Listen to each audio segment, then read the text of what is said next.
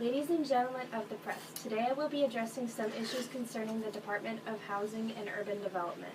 But first I would like to thank you all for electing me for this position. Now to business.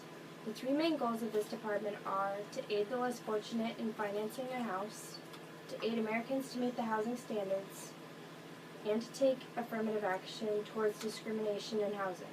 There are three things I would like to change, and they are creating a more efficient resolution to the housing of the lower class, converting from electric energy to solar energy, and taking affirmative action.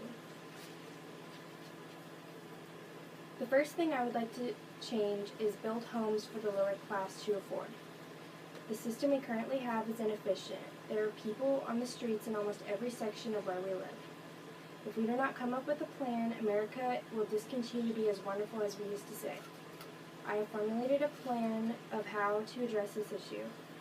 I believe that we could build more efficiencies and missions. We could also start taking old abandoned buildings and renovating them to be efficiencies and missions to lower the cost of building expenses.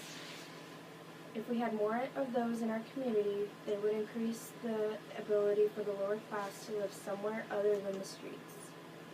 We could pay for this by receiving money from donors along with the funds of the department. The next issue I'd like to address is, have you ever totaled up the cost of your electric and gas bill per year? It's extremely costly. Don't you wish that there was a better way to reduce this cost? Also, it would be nice if our homes were more eco-friendly. Well, the second issue I would like to address is to make homes more environmentally friendly. Homes are very costly and they use so much electricity and gas. However, there is a better way to make homes that will lower the cost of gas and electric bills. If we started building homes and buildings to use solar energy for power, we would, in the long run, lower the expensive bills and make homes and buildings more environmentally friendly. Solar energy uses energy from the sun, for those who didn't know. We also have to receive funding from a donor if we wanted to do this. The last issue I would like to address is to prevent discrimination in housing. Racial discrimination is not the same today as it was 30 years ago, but it still does exist. And we need to find a way to prevent it. One plan I came up with is we could take affirmative action by passing a law. This law will state that you must achieve a certain criteria of the amount of diverse people into the building complex or housing district.